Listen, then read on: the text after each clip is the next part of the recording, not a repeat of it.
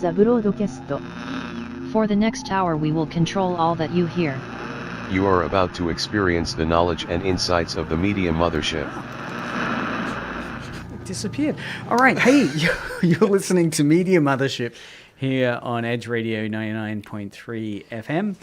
I'm your host, Craig Norris, joined by your co-host, Taylor Lidston, and special guest, Marty Clode. Hey, how you going? We're going good. Good stuff. The royal we. And I brought you I brought you in, Marty, because I want to deep dive into your scale modeling and miniature work and the kind of momentum you've got to potentially create something and start to release it to the world. Sure. So if you're at home listening along to us and you have any questions while we're doing the show, you can SMS us on 0488811707.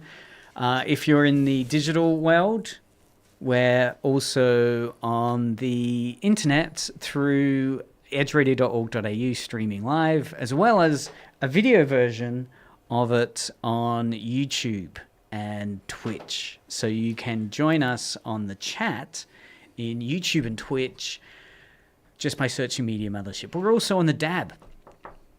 Which I don't feel Everywhere.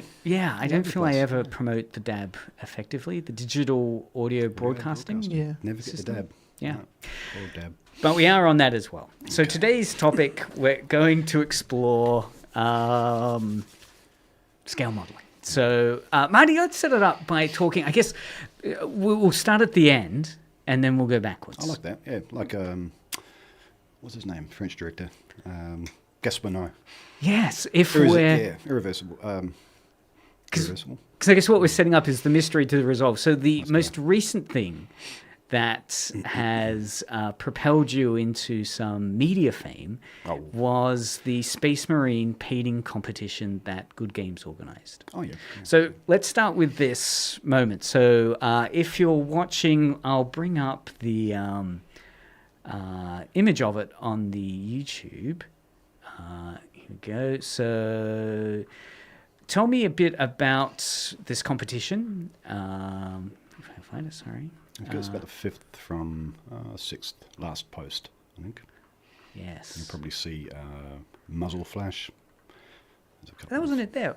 Here. There we go. Great. That's all right. one. So it's up there on the screen. What is the...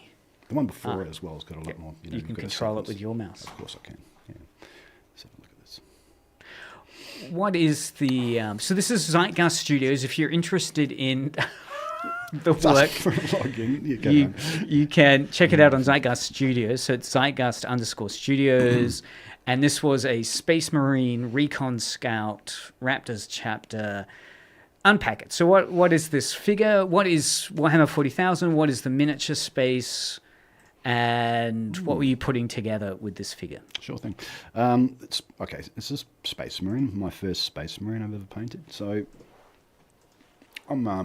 I generally like military historical subjects, and there was an opportunity for me to sort of branch out and paint something different. And I have been sculpting primarily for the time I've been back into modelling, not so much painting. So painting something that I love, I just don't get the chance to do it because I sculpt in order to paint the things I sculpt. That's my mission, even if it takes a couple of years to do one figure or another, or it's really about, I'm trying to have as much fun as I can in the hobby. So I've taken this figure, I've gotten So this is a Warhammer 40k figure, an existing It's a Warhammer Space Marine. 32 millimeter, kind of high-ish. It's probably a little bit bigger than that, but it's the firstborn Space Marine.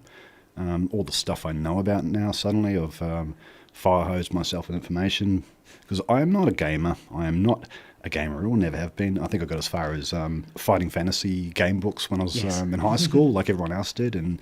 But I was fascinated by miniature figurines and little people. Really, all about little people. Because it's interesting the moment we're in at now in terms of what's driving the mainstream model, miniature, scale environment. You've got Warhammer 40k. So Warhammer 40k and this miniature modeling gaming space wasn't one that you'd had a background in. Nope. But it's big, isn't it? You saw this ad in the local game store in Hobart, Good Games. Good Games. And they were promoting a competition for miniature painting. Yep, local miniature painting comp, small, shop-based comp. So Good Games is a chain, I guess it's a franchise across Australia, I believe, just Australia. And this was just a local Hobart-based comp. Fairly informal, simple rules, couple of... What were the rules? The two rules were... the rules were you could change two things on the miniature, so you could swap out an arm or a head. So I kind of went, well, I don't really have any other Space Marine or 40k bits and pieces lying around. I'll just... I'll sculpt a haircut on him. I'll redo his face. I'll make him look like me, actually. I'll do a bit of a self-portrait, and then I'll do a muzzle flash, and I'll add some molly straps on the, all his pouches, and I'll sculpt a little skull there, and I guess I probably added about 7 things but they're pretty flexible. It wasn't, wasn't hard and fast. Because I guess the mechanics of it are to sculpt that face or the head onto it again. What was the A to Z of that? A to Z, well, a little bit of carving back. So I was going to add some detail, which was pretty much in his upper nose bridge and forehead, a lot of forehead creases, and some veins popping out of the sides of both sides of his head. These temporal veins. And this sort of what do you call it? Island haircut, I'll call it. Pretty military-looking haircut. And I didn't really carve a lot off, more just sort of sanded back a bit of stuff and added some green stuff. It's such a tiny area to work on that green stuff, I just used it straight because it's quite sticky, and normally I mix it with milliput, another 2-part epoxy clay, which modelers will be familiar with. Maybe the general public has zero idea about, probably would guess that. But the plumbers might know about milliput. It's a plumbing originally a Welsh product. Been around for years. And it is available locally. I mean, you don't need to go overseas to grab this stuff. It's not really. No. You can probably buy it from the local model shop. But of course, we're living in a small town, and supplies get low. I got to get some matte varnish. It's out. I got to get this, and a shop's not going to get a huge range of stuff, and it might be easier to live in Melbourne and as a modeler, because you can sort of just go. You've got 17 stores. We have, I think, one dedicated kind of scale modelling. There's another one that's more towards car modelling, and then you've got the gaming kind of end of things, which are mainly gaming stuff, gaming figures and paints. And I guess this where I kind of contact those, where I have contact with them is in buying paints, buying brushes, buying equipment, and because this brings us back to this more mainstream space where the Warhammer 40k incredibly successful. From what I know, again, I'm not a Warhammer 40k person, but we're talking miniature battles. You've got your armies of kind of testosterone-induced, gun-blazing marine dudes, kind of science fiction, battling against assortment of Tyranids and yucky kind of. So you kind of looking things. Threw yourself into it. What, as you were sculpting and trying to think, how do I take something which is very kind of off-the-shelf figure for this competition? How do I tell a story? What's something unique I can do to this which puts my fingerprints on it? How did you approach that? I guess I took a step back from the whole kind of Warhammer thing, which I am not a part of anyway. I am back from it. And I looked at looked at kind of what Space Marines were, these juiced up, enhanced kind of human beings with power armor, and they're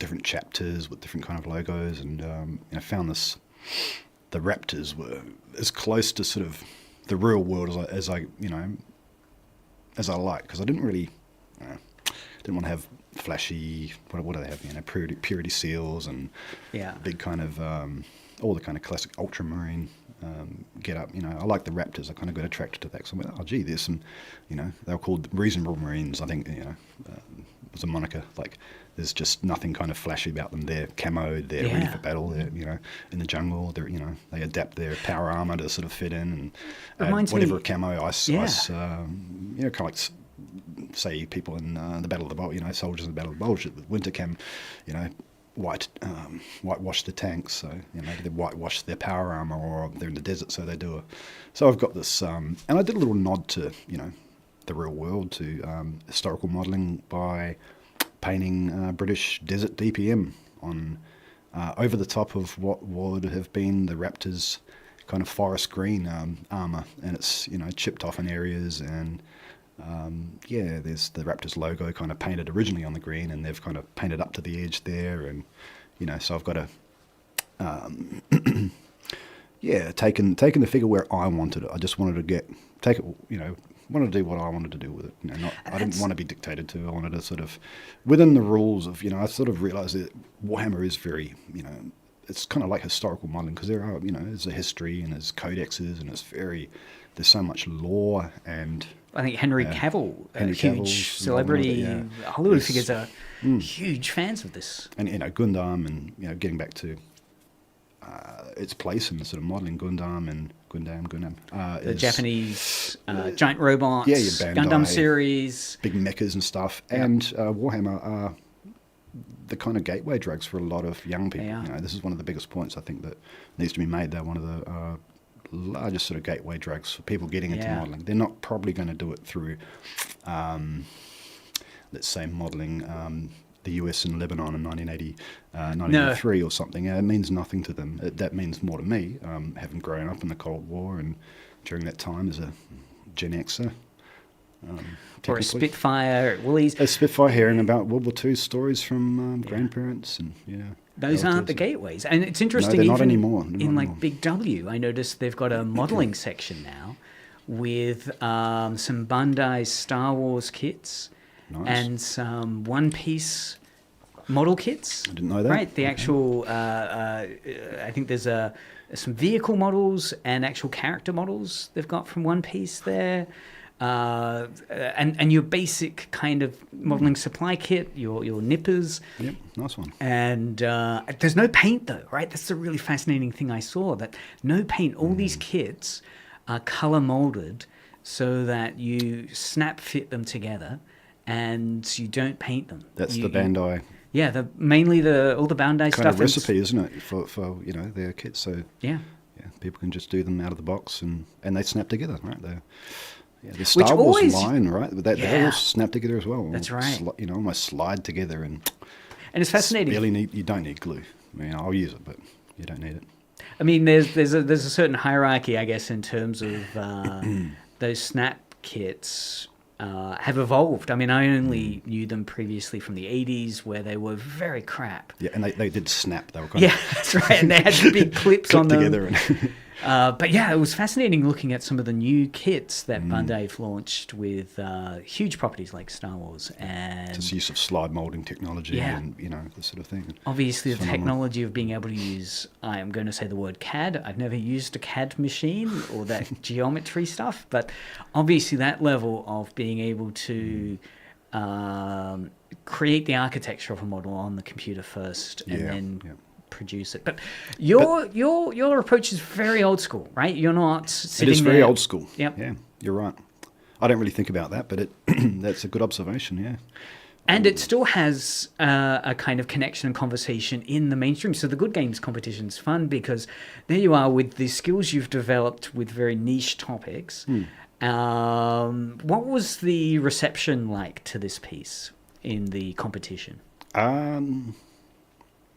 Did they get it? Did anyone get it? I mean, the level of storytelling or detailing. I like honesty in criticism, you know. And I did have one guy who I said, "Tell me, be brutal," and he found the one fault on it, which I do believe there is, which I could point out as well. And you know, I think I was talking about the kind of general subject of non-metal metal and getting it right, and you know, there was a time limit. I painted this in, I think, I started 10 days before the comp ended. You know, so there were two rules. One was you could only replace 2 parts of the model. Changed 2 things, but it wasn't hard and fast. It wasn't like a golden demon or anything. I mean, I think a lot of the modelers, a lot of the painters were pretty, maybe pretty flexible in their approach too. But you had a time limit, and that's right. You needed to take photos of it, didn't you? No, I didn't need to take photos. No, it was a in-person comp. So bring the mini in. Have it judged. Really? So there was a kind of objective. If you can, is judging ever objective? I don't know. There was a panel of people who kind of not connected to. I think it was as far disconnected from the kind of painting, the people in it as much as possible. Some people couldn't enter it because of that, I think. And they deliberated, and I think there was quite a bit of difficulty choosing, places, winners, and winners. It's a funny word to use. I mean, because I think judging is very objective, and you don't know what's in the mind of the judge. You can't read minds. You don't know what they've got in mind. I think the style I came at it with is very much a photographic style. It looks better in a photo than it does. It's not a tabletop miniature. It's on a big, wooden plinth with a scenic base with sort of desert environment. So that's another thing that basing and environment are very much as a part of the kind of figure itself as the figure. It's not just I'm whacking them on a little round. Because the base is fantastic. I don't get that. I don't. Yeah, for me, you've got a bit of groundwork. The groundwork is part of a figure. You don't float around in the air. You walk on the earth. We're earthlings. We.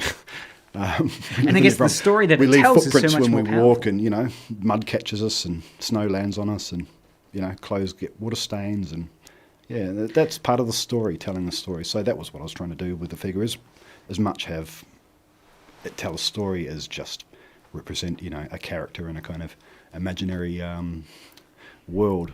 Because what is he standing on? He's walking across very rocky, kind of it's fiery kind of looking planet. Very. So you found small pebbles. Really no. I just sculpted the whole thing in milliput again. Just using one of these kind of using press molding. So using different things to sort of create textures. There's ways to sort of make things look really lifelike without, for example, using what's the stuff, blue stuff, kind of thermoplastic, so you can mold rocks and then get the impression of the rock, and then shove some, epoxy putty in, and then you've got your real rock. You've got a little scenic base. Yeah, you've also got like wheat cheeks there. How did you create? There's about 5 different plants, 5 different. How did you do that? They're just different things I've collected along the way. You'll be walking on the side of the road, and you'll see. On the side of the road, yeah. They're often weeds. Perfect. Some of them are very fine, and there are different ones that grow all over the world, very similar looking things, and you think, that's something I've collected along the way and put in a Tupperware container. And I love the idea of seeing you on the side of the road, bending over and forensically gathering. People will see it from time to time. Yeah. So how do you and you just use some kind of coat of paint over the top of it to preserve it, or? Well, if you're using like real organic things, I think one of them may have been treated with glycerin, which is a way of preserving plants. When you first chop something, you can kind of put it in a 50-50 glycerin mix, and it basically imbues itself it goes up into the veins of the. We call it osmotically. Yes. Osmotically sucks itself up into the plant, and then becomes kind of plasticized. It's just full of like glycerin, really, and you can dye the glycerin and color it, keep it colored, and but it's kind of fatty. It makes it a little oily. It's strange to use. So I don't know if I've done that with any of those. Don't think I have. I think I've pretty much just primed them. Zenithal primed the whole thing, which is we can talk about zenithal priming, nadiral highlighting. I don't know. So at one level, that's been heavily primed in a nice big thick coat of coat of Mr. Surfacer Black, really good, 1500 I think. So it's got a very fine patina. It's not, it's great to paint on. It's pretty much bites into the plastic, so it's, an acrylic lacquer. Because it's interesting, we're talking, I think, at two moments here. One is that barrier, the gateway drug, as you were talking about. So this is the Warhammer space, the Gundam model space. It's very open. It's in your big commercial stores like Big W these days. But also there's a huge learning curve once you want to develop a kind of vocabulary around creating effective models that are going to tell a story. The conversations around this piece, did you talk to some of the other competitors or people that were there during the day about, like they were saying, how did you do that? Or that conversation? No, not really. It was a case of there's a mini comp on, drop off the mini, wait to hear back on social media. Who's the winner? I mean, you would have got some nice replies though. Like there were well some, done, yeah, there was some really nice, there was some really friendly kind of banter between us, and banter, but congratulations between sort of winners and people who placed, I guess. So you came nice. Second. I came second. Yeah, it was really good. Yeah, I mean, for a space again, which is a stretch from your normal material. I'm a noob. I'm an outsider. They looked at me funny. I was asking them about lore, and they're like, "Who is this guy?" Because everyone else in the competition was very much part of that fandom. Were there any other people similar to yourself who were? I'm not aware. I'm not aware of it. I'm pretty much sure I was the only kind of 40K involved or adjacent, painter. Because they're not. Yeah. I have to say, I still don't get it. So, like, what do you mean? Does it, like, as part of a competition, do they give you something to work with and then you build on top of it, or do you, like, because you said that you sculpted the head? Yeah. Did it already come with the head and you took the head off and then sculpted another one to go in there, sort of thing? No. So we got blind box kind of kits. So a blind box is where I think that they had about 30 minis, maybe. I think there's 12 or so, 15 in each. And they just give you, a blind box and you open it. And you've got plastic space marine, the parts on a sprue. There's everything there. The helmeted head, base. The head everything sort of fits very well. It's there are plugs as well, I think, for the arms, and it does actually snap together. That's right. So then you can like mix and match those. You can put another head on. And people, I guess players, painters do that and adapt figures and change an arm and put it in a different position, or swap an arm and add a different weapon. And I kept the figure pretty much in the basic pose. So he's blasting a bolt gun on full auto, I guess. So I didn't sort of change the figure. It looks basically like the same. The form's still there, everything. I think I took off a purity seal, added some mole straps, these kind of attachment straps on his holster, and didn't really alter it much, as much as other painters, but and then the green stuff work on the face. And the other thing that's striking is how small the scale is that this is in terms of the amount of detail. You're got various magnifying lenses you're using. I mean, if someone was to walk into you as you were doing this, they'd see you crouched over a table with various levels of microscope or magnifying glass. What are they called? Optivisors, many different types over the years, and they're all like you'd imagine like primitive. A watch repairist has. Yeah, doctors, medical staff and dentists use ones that have head-up displays and then all sorts of things. I don't know. I've got just your, sort of standard entry level. I'm sure they're not that, optically well designed. I think the better ones are ones with just a single piece. They kind of bubble out, so they're convex on the front. So you have different lenses you can pop in, 1.5 times magnification, 2.5, 3.5. Usually work at it. I think 3.5 is sufficient to sort of be able to see well. And I wear them over reading glasses, so there's no way I could even with reading glasses sculpt. Let's look at the hair texture here. This is or the skull on the Aquila. So this photo there that you have is an early version of what you were starting with. Yeah, this is a garish red plastic. I think he was supposed to be a blood angel. So they've done that kind of Bandai thing, moulding him in the colour. So I mean, players might play with it as a little red toy. But look at the detail. There's individual teeth. It's really amazing, the actual quality of the casting itself. And of course, the photo we're looking at is, you can see the scale by the thumb. I imagine that's your thumb that's resting my against thumbnail. Oh my god! Okay, It's right. a thumbnail. It's like the side of Earth. It's like horizon curve there. And we can see your fingerprint on the other side of it. So it shows that, again, it's a very, very tiny figure. And that's pushing my mobile phone camera to the limit. It's pretty difficult to get good images. Gosh, you probably have to take like 30 to get one good one, and I don't know what just happened there. So again, there is that entry point where you don't need any kit really, apart from something to cut the sprues with.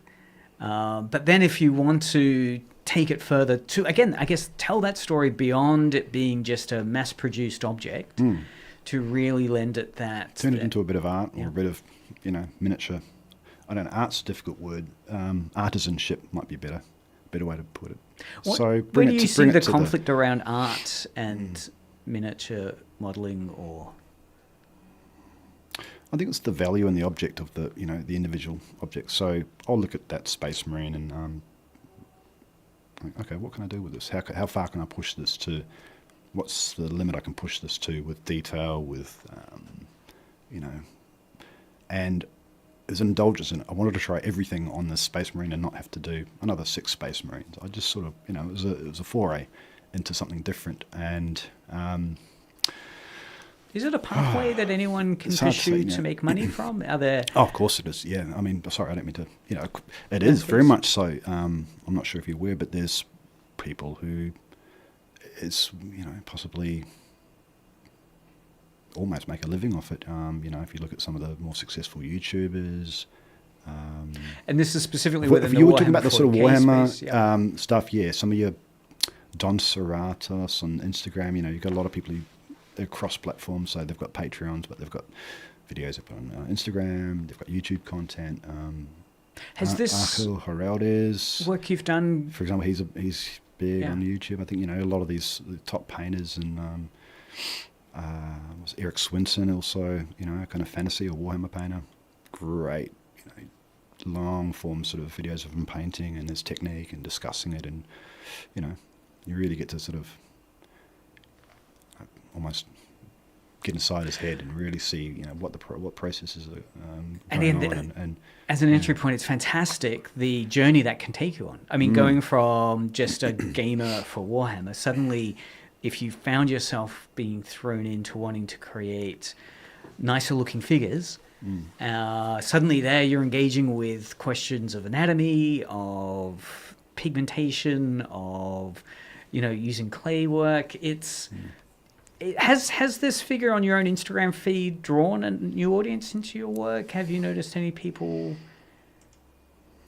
Let's have a look how many likes does it have. Should we mention how many likes it's got? Yeah. It's more than my episode of Media Mothership. It's got two likes. All right, that's fine. It's not about that for me. I'm having a lot of fun doing it. It's almost an added extra. I should probably post that. It looks pretty good. I should maybe share it around. It is challenging, though, building that audience. I mean, the role of social media, one of the conversations we had leading up to this was the explosion in podcasting around scale modeling. And you've created a fantastic list on Spotify, which I'll see if I can put in the show notes. Yeah, if you can share that. Because, it has some really interesting episodes, including one on social media, where they talk about the role of social media in gaming, in scale modeling and miniature work, how it's really helped balloon the barriers of entry, again, for those people that are kind of knowledgeable in this space or getting answers to problems they're facing. It can be difficult in a local environment like Hobart, where there's not many other people. And where there are people, it's a rather solitary pursuit where you don't know unless a competition like the one in Good Games pops up, where suddenly you're aware of people modeling. So it can be only through social media that many people first reach out and find others that share this interest. Very much so. I think that is the community that when people talk about the modelling community or the painting community, they're often talking now instead of a local group of people who they meet up with, which once was was the only means of meeting other modelers in model clubs back in the 1980s and 90s when I first got into it. Social media has democratized it. It's allowed people to sort of, through modelers and painters putting up content, tips and tricks, and just sharing it and sort of not being gatekeepers as much as they were. I think when I got into model making, you had, I guess they were sort of the figureheads of the hobby. Shepard Payne, Francois Verlinden. Yep. They were the big names, and they had a style, and you wanted to emulate it. It was sort of, that was all there really was, but it was a lot. It was amazing, and they produced books that we would pour. Absolutely. You'd find one in the local library, read it 100 maybe. times, and I remember having scale modeler kind of fine scale modelling magazines. Even looking at Jane's Defence Weeklies, looking at kind of new military tech, and frothing over that, and whatever we could kind of get our hands on, I guess. Now we've just absolutely spoiled. It is like, I think a lot of people say it's a golden age. I would agree. I think it is a golden age for modelling and miniature art, and it's been, like I say, it's been democratised. I think just seeing the kind of wealth of, every week I probably follow another 30 to 50 accounts from a lot of mainly fantasy painters. It seems to be a huge amount of people who are painting busts and not traditional kind of Warhammer stuff. Conan. A lot of this more popular fantasy. A lot of the fantasy figure comps are not so much dominated by Warhammer anymore, but by busts and 75mm figures and more sort of academic posed figures, and well, I was going to ask, that sort of are getting more, I think, closer to fine art. So where people think of it's either military or Warhammer or fantasy, it's not just like that. There's massive kind of nexus between the two. There's because there are artists who have dabbled in this space. I know there's one work that the Adelaide Art Gallery has, which is amazing. I think it's two British artists who basically created a diorama with, I think it's 1/48 scale figures of the Germans in hell. Nazis in we're hell. talking about the Chapman brothers, right? Yeah, the Chapman brothers. Chapman, yeah, and they just grabbed these pre-produced kits and then they've resculpted them. They were, I think, Chapman brothers. Yeah, it's an amazing piece. It's like them in hell. I think hell was destroyed in a fire. I think two of the actual right. things were destroyed in a fire. They rebuilt another one, but I think the point of it wasn't the workmanship of the figures. It was the whole kind of the story scene. It's it's a Hieronymus Bosch hell portrait. There was I think Ronald McDonald crucified. That's right. There's all this McDonald's, there's Nazis torturing Nazis. Grimace is there. Half of them are skeletons. Yeah. It's a clownish hellscape. It's kind of like a indictment of modern consumer society. It's quite punk. It's quite And on that spectrum, it's sold for $7 million. Sold for $7 million. Yeah. Wow. And it's in an art gallery. Again, I was surprised to see it at the Adelaide Art Gallery, and it's fantastic. They have two of their diorama pieces. One where you can see Hitler painting on the hill as he's looking out across this Auschwitz-like Hieronymus Bosch landscape of these German soldiers coming in from a train. It's at one level incredibly ghoulish and powerful in storytelling, but with an interest in scale modeling, also incredibly exciting in terms of the potential there, that you're not simply creating something in terms of how necessarily authentic it is, but letting your imagination go wild and what story can I tell from this canvas? And I think it's drawing in the public in a way that traditional model making often isn't able to do, unless you're sort of connected to it or know someone, have a family member or a friend who's, then they might go to a show, see your work, or you'll go together and look at some models at Melbourne Model Expo or, one of the other sort of comps around, but you're not going to so much see that controversial. I mean, that to me, I guess that's a space that exists and isn't really the model making space. It's using model making to make art. But people will look at it and go, oh gosh, those are models, those are plastic models, they recognise the sort of components that make it up, or if they're toy figures or, plastic Tamiya figures or something, it's sort of, Yes. it makes it like familiar, We kind of grew up with these... Because I guess, even if you talk with any of... Subverting it to a point that, Yeah. Because there's a whole, kind of engagement with modeling that's in so many movies, certainly movies from the 70s, 80s, 90s, where you'd have, your Imperial Star Destroyer from Star Wars basically cobbled together from various Tamiya kits, and part of it's kind of unique, but it creates something which isn't the German Panzer tank, but there are bits and pieces of that kit and other kits. It does show, that kit bashing is a kind of exciting way to take these mainstream objects and make them, in a very punk way, something quite different. Yeah, but I think it's getting back to the Chapman brothers. So I'm not sure if you're aware of AK Interactive. They did a book a few years ago called Condemnation. I think it was called. Condemnation.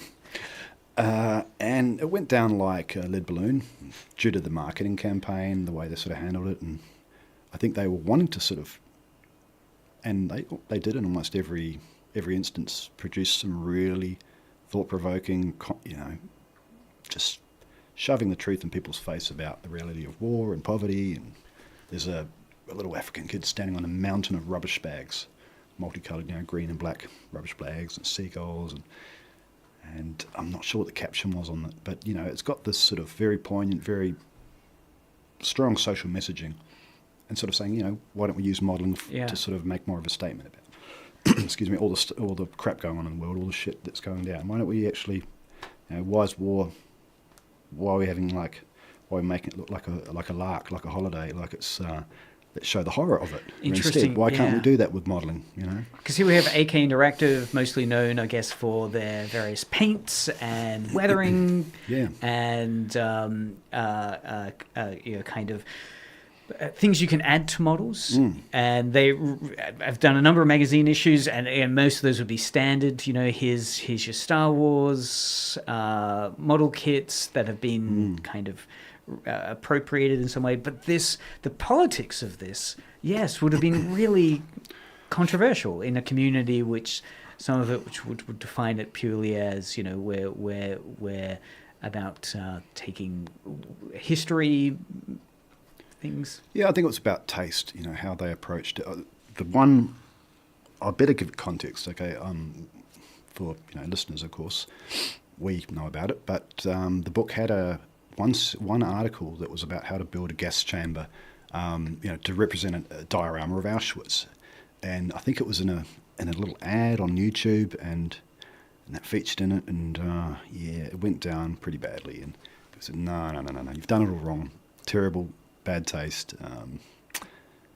But a lot of the content, I think the intention was right. They wanted to sort of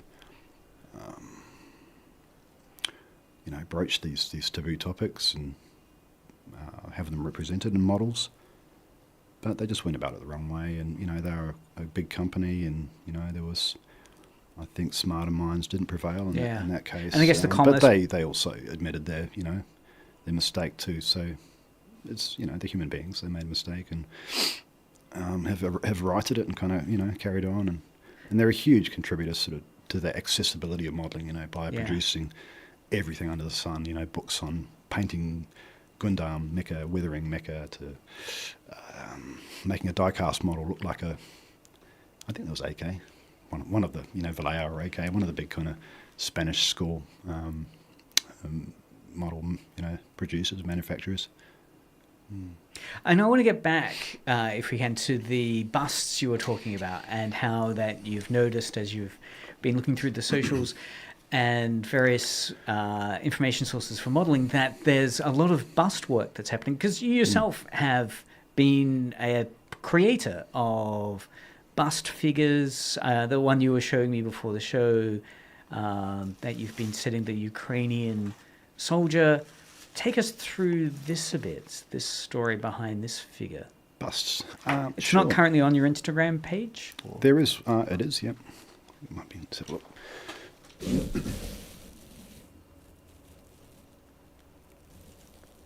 Because here we have, and again, I guess engaging with that idea of how you could possibly tell stories, here we have a current kind of political issue, real geopolitical concerns going on, and you're engaging with it through modelling.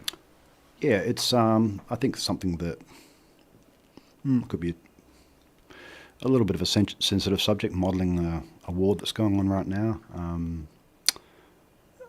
I kind of treaded carefully. I just wanted to represent the sort of struggle and.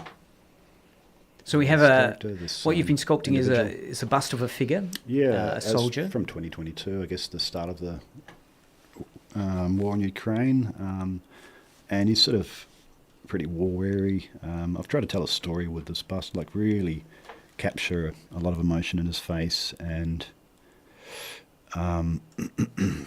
you have that sort of, well, he's a young guy, but he looks like he's aged about 10 years. So here's another one of his face. Side on. So it's very much the individual experience, with figures. It's the about vein on the side of the head. You see the face, you see the life, the expression. In that scale, it's 1/6 scale, so it's quite large. I normally, some of the other busts I've been working on, 1/10 is often the sort of, it seems like the industry standard, like really popular scale. It's just a good size. Excuse me, too. This other one here, I think this is actually about 1/12. So it's about half the scale. I mean, there's no set scale for busts. It's just when you sort of look at the history of them, I often see classical composers, Mozart, Wagner, etc., and they're big 1/4 scale, 1/3 to 1/4 scale. It's heading towards sort of being a statue almost then, and very, you can really get detail in the, no need for optimizers. You're using your hands almost. But you mentioned, this piece and the conversation that you're having with it, the story that it's telling. Did it, there are moments where, even here in Hobart, they'll be visiting people from Ukraine. They were mentioning there was a Ukrainian soldier that came to Hobart recently. Ukrainian officer, so he was a major, and I believe he might have been decorated in the Battle of Kherson. Right. And I presented him, gifted him with some artwork that I've made so I also to painting, not as often as I'd like to, but this was a piece that I did in 2022 of a female Ukrainian soldier. Right. From a photograph. Just capturing, the amount of animals that have been displaced too, cats and dogs in trenches, and So this was a piece... Animal companions for... You'd created... how did he react when you gave him this piece? Incredibly touched, incredibly moved, and he wanted me to sign it and wrote a little message on the back, and it was very, very special, very nice. For me, that's an interesting contrast to those experiences where you do bring this hobby into the public. On one hand, with the Warhammer figure, a conventional competition, and then those moments where there's someone presenting and talking about the experience, and you can also bring that art into a conversation with them to get them to recognise. To demonstrate something. I guess it's a show of appreciation for